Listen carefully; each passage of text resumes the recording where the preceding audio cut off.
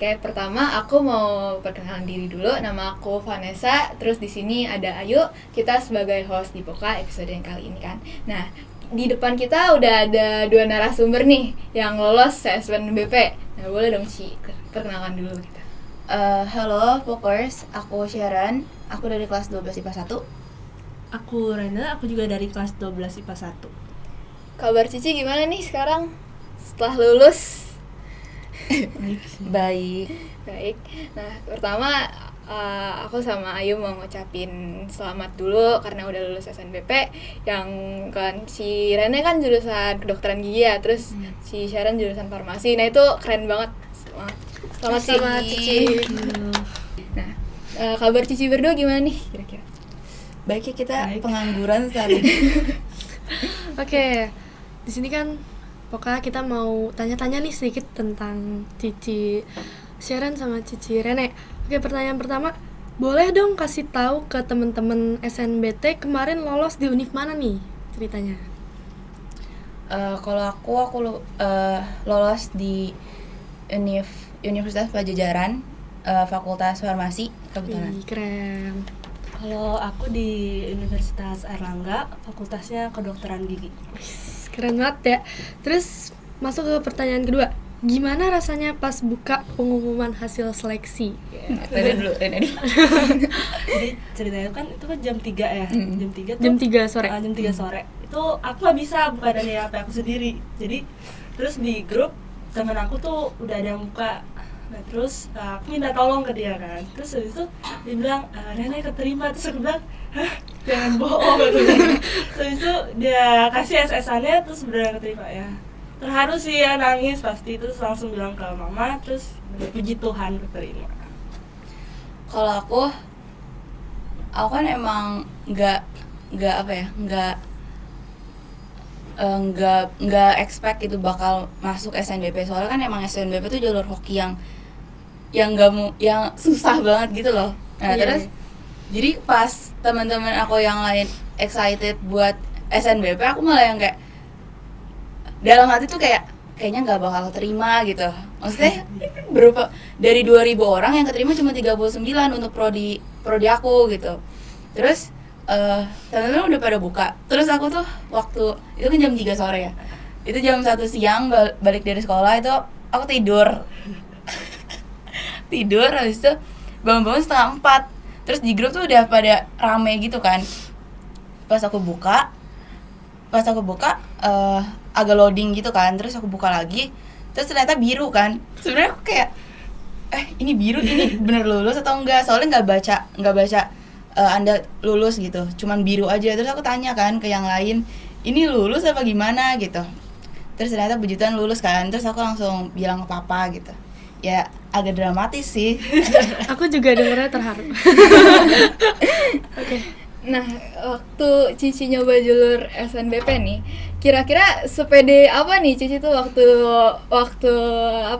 ikut seleksi, kayak mungkin udah optimis gitu bakal dapat, apa mungkin malah jadi pesimis gitu. Ini kayaknya harapannya gak banyak deh gitu. Mungkin bisa dari Cirene dulu. Gak banyak sih ya.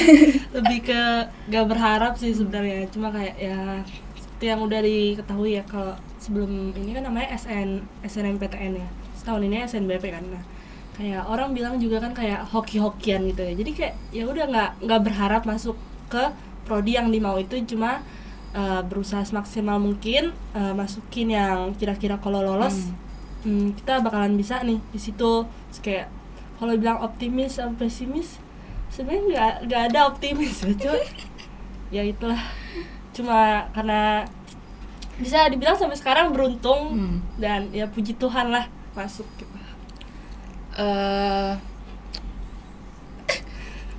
Ya beruntung sih sebenarnya, hokinya aja mungkin lagi gede gitu ya.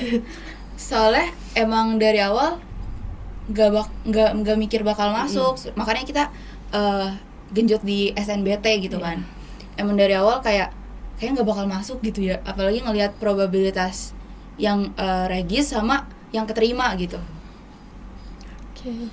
Nah, waktu seleksi SNBP ini guru-guru di OSIS itu ngasih kayak arahan atau enggak strategi gitu nggak sih, Ci? Misalnya kayak untuk universitas yang pertama, pilihan pertama tuh pilih ini, terus pilihan kedua pilih yang ini supaya mungkin peluang masuknya lebih besar gitu. Masih ya. Dari awal emang dari kelas 10 kan kita udah diarahin gitu kan supaya nilainya tuh ningkat gitu biar kita bisa masuk ke siswa eligible gitu. Terus nanti di kelas 12-nya guru BK biasanya kita buka data, iya kita buka data. Kayak peluangnya itu kalau misalnya mau masukin di univ mana, terus kan itu salah satu harus di univ yang provinsi yang sama ya. Nah jadi nanti Ibu Kata, kita kan Bu Kata nih guru BK nanti bakal ngarahin gitu kira-kira yang peluangnya besar yang mana gitu. Oke. Terus kalau kan tadi Cirene bilang sendiri kan kalau misalnya jalur ini tuh hoki-hokian. Nah, tapi Cici ini ada nggak sih apa namanya kayak persiapan dari kelas 10 dan gimana persiapannya? Kalau dari kelas 10 sih enggak sih, kayak follow the flow aja gitu ya. Apa ya, kayak cuman ya berusaha jadi nilainya ningkat gitu. Terus udah sih nggak ada persiapan ya, soalnya emang nggak yakin gitu bakal masuk. Iya, gitu aja. Nah, kita kan masih kelas 11 ya. Kita juga belum ngerasain yang namanya jalur ini. Nah, menurut Cici nih, kan saya juga sepertinya kalau saya sih masuk eligible aja belum tentu gitu kan. Nah, menurut Cici kita nih harus nggak sih yang namanya megang universitas cadangan gitu? Maksudnya Universitas, swasta. iya kayak gitu. Kalau aku sendiri sih aku pegang soalnya sebelum PTN kan baru-baru ini kan, maksudnya pas semester 2 gitu. Jadi pas universitas swasta buka di semester 1 itu emang udah megang duluan supaya kalau misalnya nantinya amit-amit gak keterima gitu, jadi nggak kelabakan dan gak gap year gitu. Oke. Kalau dari aku juga sama, menurut aku sih penting ya, soalnya kan kalau misalnya kayak tadi yang Sharon bilang, kalau misalnya kita kan nggak bisa berharap banget kan namanya hoki-hokian, sama kalaupun nanti SNBT juga nggak masuk ya seenggaknya kita udah ada pegangan gitu, jadi kayak kita nggak bingung lagi gitu mau kemana nanti. Nah, kalau misalnya selama pengen kuliah nih kan pasti Cici tuh banyak persiapannya kan, kayak misalnya cara belajar atau enggak apa. Nah, persiapannya itu kesulitan dan pokoknya hal-hal yang Cici alami tuh selama persiapan kuliah itu apa aja sih, Cici? Persiapan. Mungkin kesulitan atau enggak atau apa lain. Persiapan kuliah mungkin kayak gimana kita ngehadapin dunia kuliah gitu maksudnya. Iya, bisa. Ya paling kayak kita kan nggak pernah jauh dari orang tua gitu ya. Ya mungkin nanti bakal homesick gitu ya di awal mungkin.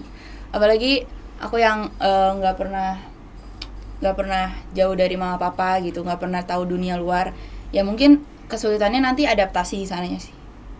Nah, kalau misalnya SNBP itu kan pasti Cici tuh udah persiapan belajar dari sebelumnya kan, gak mungkin tiba-tiba langsung berharap aja gitu keterima. Nah, kan pasti di kelas, mungkin setengah di kelas 12 semester 1 tuh udah ada persiapan kayak belajar banyak. Nah, teknik belajar Cici tuh gimana sih supaya nilainya bisa bagus gitu, nilai rapotnya?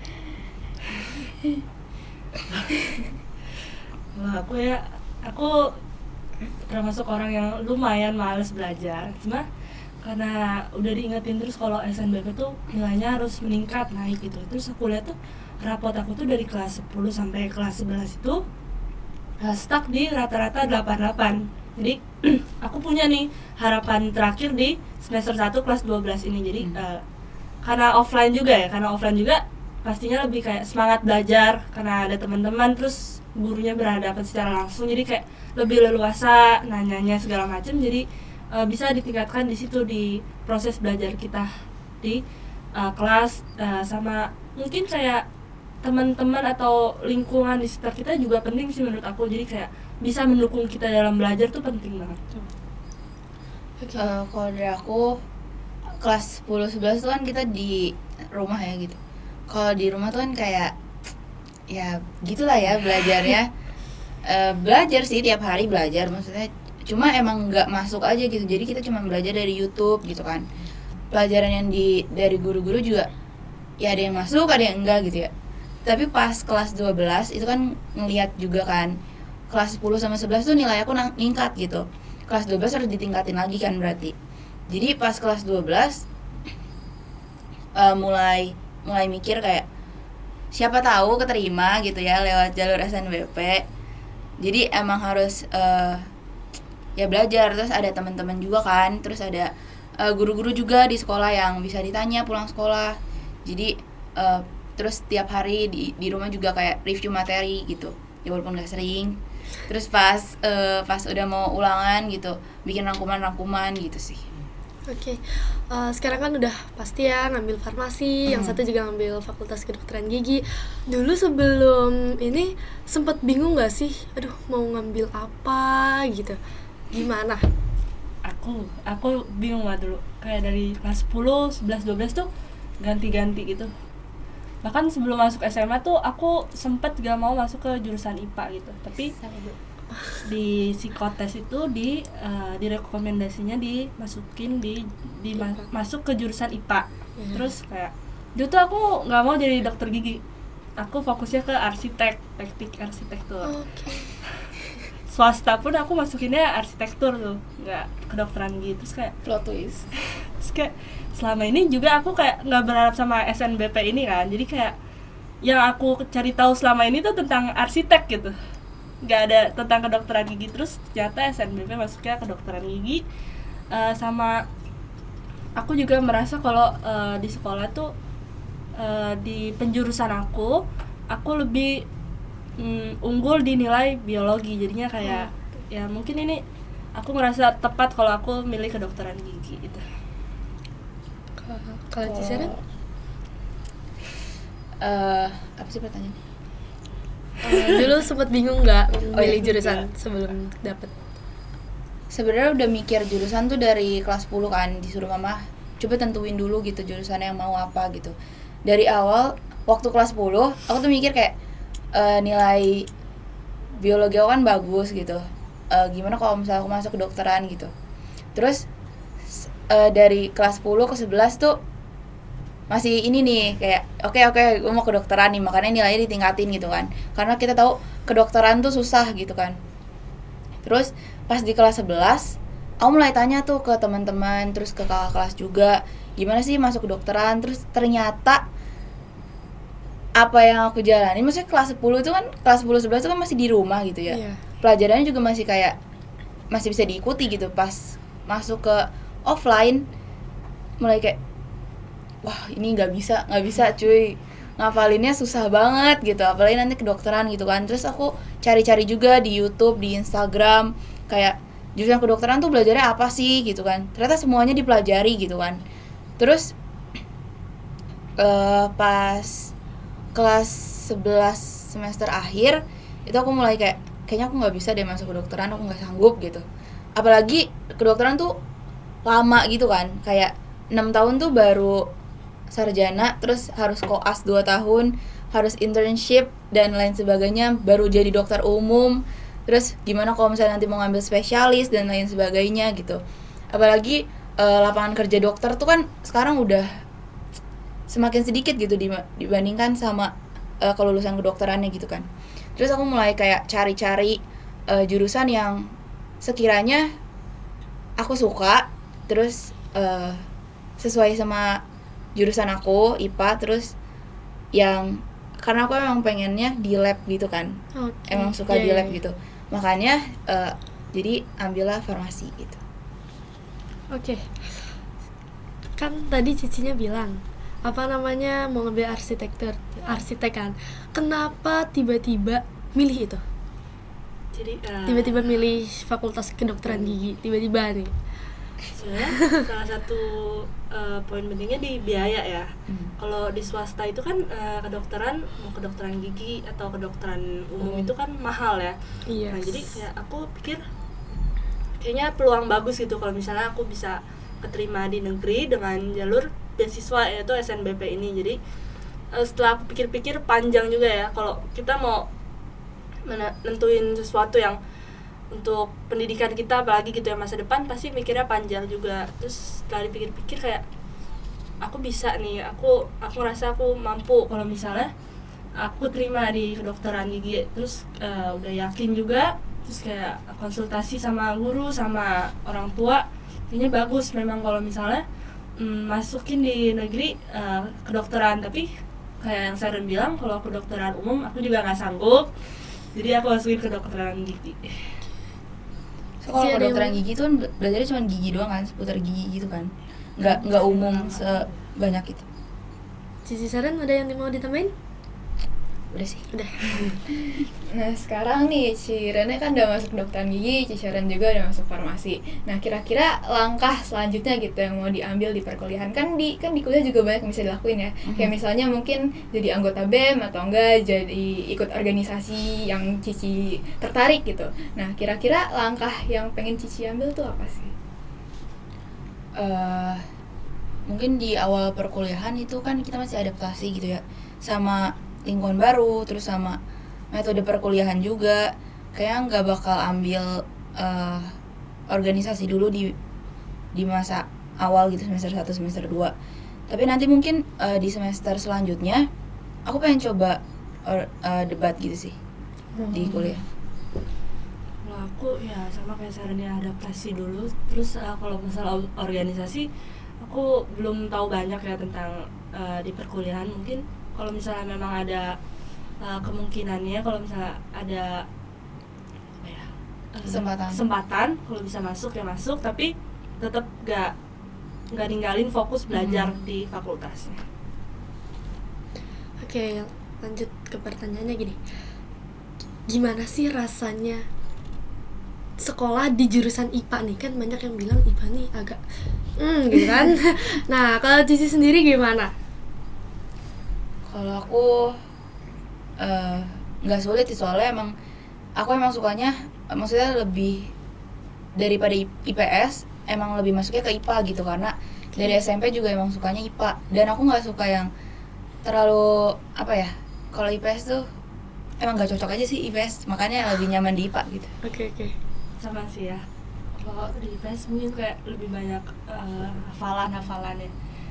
Nah ya karena aku tadi yang bilang aku agak males belajar, jadi lebih suka di IPA sih. Oke. Dulu waktu pas penentuan pilihan jurusan IPA IPS ada ini nggak, apa namanya,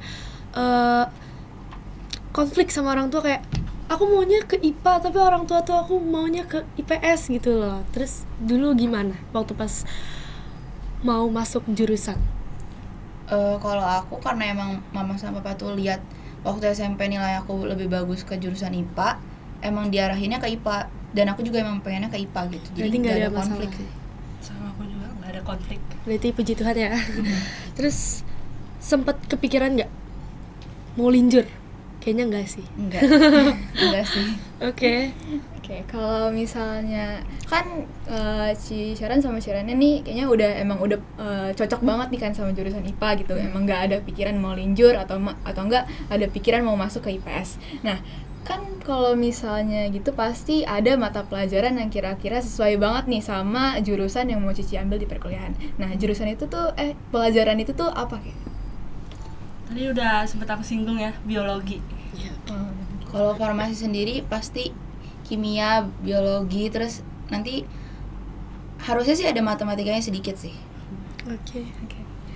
Nah, selama SMA itu kan pasti Cici udah punya target kan ya untuk kuliahnya, walaupun mungkin masih bayang-bayang, tapi mungkin udah ada sedikit gambaran tentang apa yang mau diambil. Nah, tentang jurusan apa yang kira-kira paling cocok sama diri sendiri kan.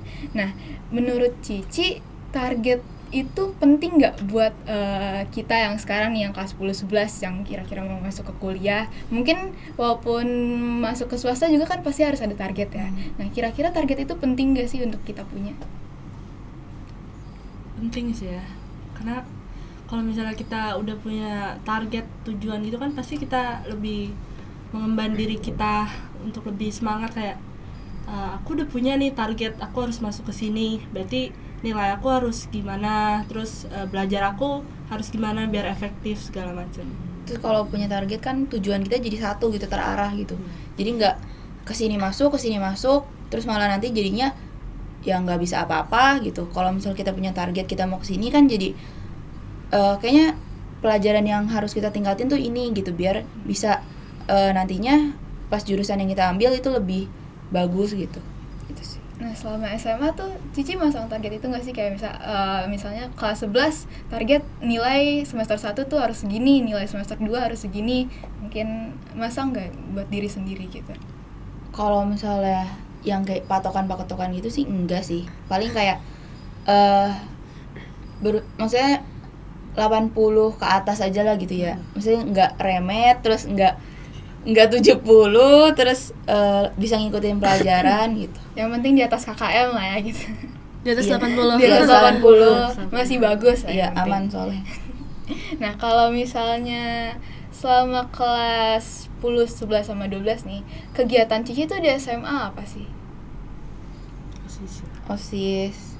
Ikut kalau kelas 10 11 kan masih di rumah, itu ada kayak lomba-lomba online gitu kan. Oh iya iya. Kayak waktu itu ikut lomba poster, terus lomba apa sih Mokadu gitu. Oh iya iya. Yang Dulu Run aku for ikut. Love di Manata gitu kan. Terus OSIS sih biasanya ya. Apa kelas 10 11 OSIS. Ya aku inget dulu pernah dimentorin sama Cici. Oke. Kalau Cirene? Sama aku juga OSIS.